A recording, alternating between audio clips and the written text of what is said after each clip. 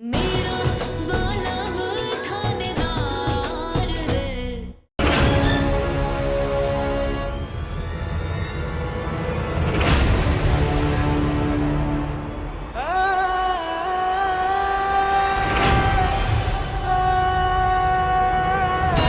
लड़के ना बड़े गंदे होते हैं। वो ऑनलाइन जाके वर्णिका टाइप करके उसके अश्लील फोटोज और वीडियोस देखेंगे। कोई भी अपने घर की लड़की के ऐसे फोटोज देखकर शर्म के मारे खुद ही मर जाएगा। और अगर वो फोटोज वायरल हो गए तो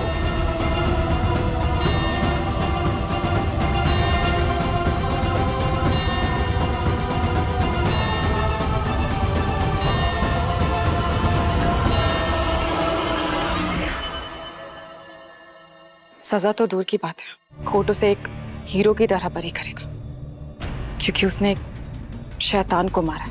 और रास्ता सोच चुका, समझ में नहीं आ रहा बिना फोटोज वीडियोस के, बिना उसके बयान के कैसे उसे गिल्टी प्रूफ करूं। How do I prove him guilty? करना क्या है थानेदार साहब?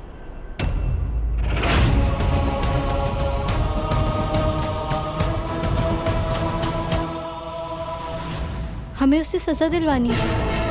आप जानते हैं ना उस घटिया आदमी ने कितना बड़ा गुनाह किया है, और आपने हमारे से वादा भी किया था कि आप उन्हें सजा दिलवाएंगे। मैं भी वही कोशिश कर रहा हूँ बुलबुल, लेकिन जब ये मामला कोर्ट में उठाया जाएगा तो फोटोज और वीडियोस की बात होगी, वर्णिका का नाम सामने आएगा, उन सारी लड़कियों का नाम सामने आएगा। बुलबुल मैं एक पुलिस वाला हूँ, साथ ही साथ वर्णिका का चाचू, एक बेटा हूँ, एक भाई हूँ। वर्णिका के नाम के साथ साथ उन सारी लड़कियों का नाम उस कोर्ट में उछाला जाएगा बुलबुल, तब क्या करेंगे? लेकिन थानेदार साहब ऐसा कोई रास्ता नहीं है कि सांप भी मर जाए और लाठी भी ना टूटे। वो सपोले प्रिंसिपल साकिब सच्चाई भी बाहर आ जाए और किसी की पहचान भी ना पता चले। बुलबुल मैं हर तरीके से दिमाग लगाने की कोशिश कर रहा हूँ और मैं दिमाग लगा रहा हूँ, लेकिन कोर्ट तो सबूत मांगेगा ना। उन फोटोज वीडियोस की बात उठेगी ना बुलबुल। वानी वाले केस में भी यही हुआ था बुलबुल, मैं वानी को भी ऐसी बर्बाद होते हुए देख चुका हूँ। तो पानी जीजी की ना कोई गलती थी और ना इस बार वर्णिका की कोई गलती। और आप ही कहते हैं ना कि गुनहगार को सजा मिलनी चाहिए। बुलबुल मैं कहता हूँ ये बात और मैं साथ ही साथ इस बात को चाहता भी हूँ, लेकिन इस वक्त मेरे हाथ बंधे हुए हैं। तुम खुद वर्णिका को बचाने के लिए जेल तक चली गई बुलबुल, लेकिन इस मामले की बात होगी तो वर्णिका का नाम सामने आएगा, उन सारी लड़कियों का नाम सामने आएगा। बुलबुल उस इंसान के पास अश्लील वीडियोस और पिक्चर्स हैं बुलबुल, उसके पास बैकअप है उन लड़कियों की वीडियोस और पिक्चर्स का, और वर्णिका का भी।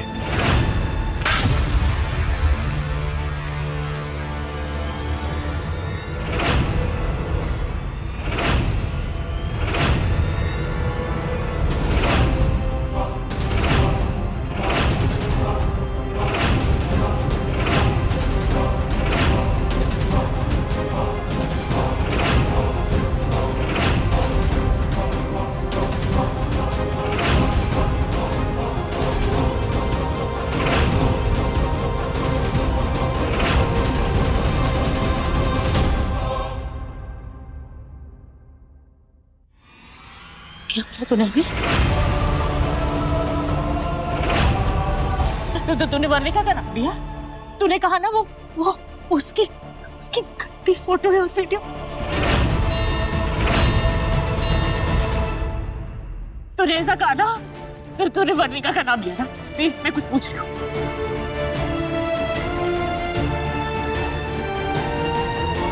तूने हमें क्यों नहीं बताया?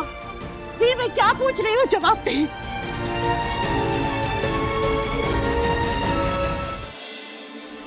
और भगवत गीता में भी लिखा है कि अपने कर्तव्य को त्याग कर पाप के खिलाफ आवाज नहीं उठाना भी एक पाप है। भगवान जी ने हमारे को खुद दिखाया, आप ऐसा क्यों कर रहे हैं? तुम सोचो, वो आदमी जो हमेशा इंसाफ और सच के लिए खड़ा रहता है, सच के लिए और इंसाफ के लिए लड़ता है, वो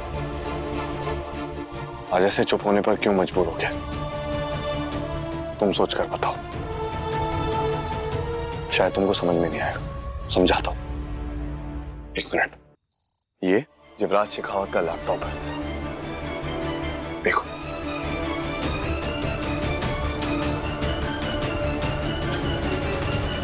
देखो बुलबुल,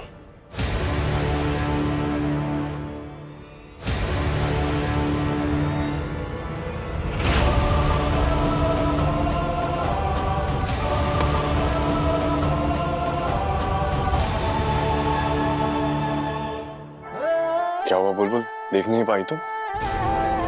एक लड़की होके दूसरी, और इसमें ऐसी वर्णिका की भी तस्वीर है, वर्णिका के भी वीडियोस है। 3, 4, 5 कुछ तस्वीरें देख पाई होगी। तुम जानती हो कितनी तस्वीरें और कितनी वीडियोस हैं इस लैपटॉप में और बाकी जगह जहां उस प्रिंसिपल ने बैकअप लेकर रखा हुआ है। क्या तुम अभी भी प्रिंसिपल को सजा दिलवाने की जिद पकड़ के रखोगी बुलबुल? अभी भी अपनी उस जिद पर अड़ी रहोगी? बताओ मुझे।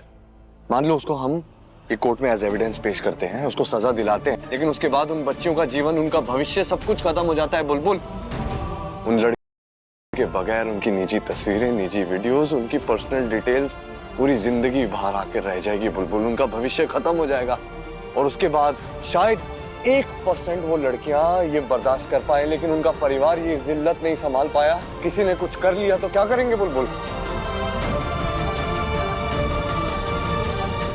अब तुमको समझ में आया कि वीर प्रताप सिंह के हाथ क्यों बंधे पड़े हैं? वो सच का साथ क्यों नहीं दे रहा? क्यों उस इंसाफ के लिए नहीं लड़ रहा है? वो तुम्हें समझ में आ रहा है बुलबुल? मैं कहाँ खड़ा हूँ इस वक्त अपने जीवन में, हालात क्या है मेरे?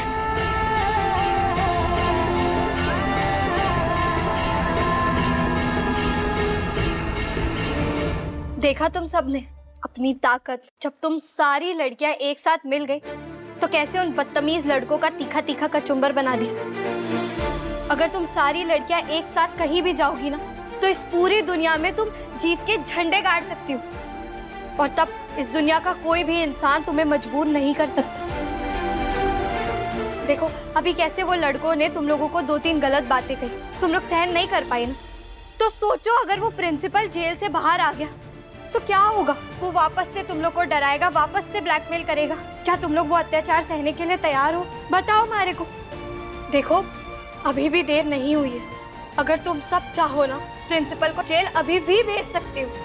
तुमने वो तो सुना होगा कि एक उंगली हमेशा अकेली पड़ जाती, लेकिन वही जब 5 उंगली एक साथ आ जाती है तो वो हथेली बनकर एक मुक्का बनाकर किसी को भी मुक्का मार सकती है। अब वो समय आ गया है कि हमें प्रिंसिपल साहब को भी मुक्का मारना।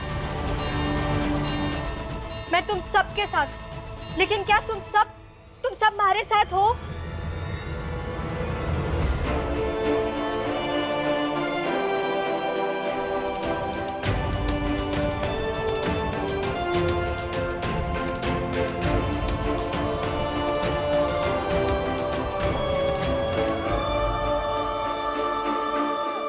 तो तुम सब तैयार हो बुलबुल सेना? हाँ।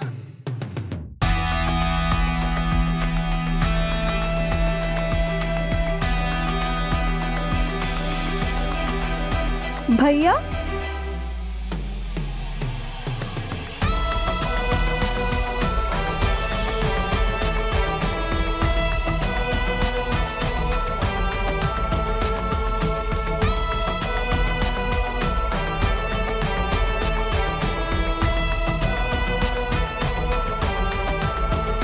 बुलबुल, ये देखो, ये मेरे भैया है रुद्र चौधरी। अच्छा नमस्ते, मैं बुलबुल। नमस्ते। यहाँ पर जो कुछ भी हुआ वो मैंने देखा भी और सुना भी। मुझे तो लगता था तू बिल्कुल अपने नाम जैसी पिद्दी, पर तू तो बहुत स्ट्रांग निकली। इतने सारे लड़कों की खुदकुशाई कर दी। हाँ है ना, मेरे को भी ऐसा ही लगता है। प्राउड ऑफ यू बच्चा। थैंक यू भैया। हाँ, मैं हूँ रुद्र चौधरी और मैं एक लॉयर हूँ। रिया ने मुझे सब कुछ बता दिया है। एक भाई होने के नाते मैं अपना कर्तव्य जरूर निभाऊंगा और आपका ये केस जरूर लड़ूंगा।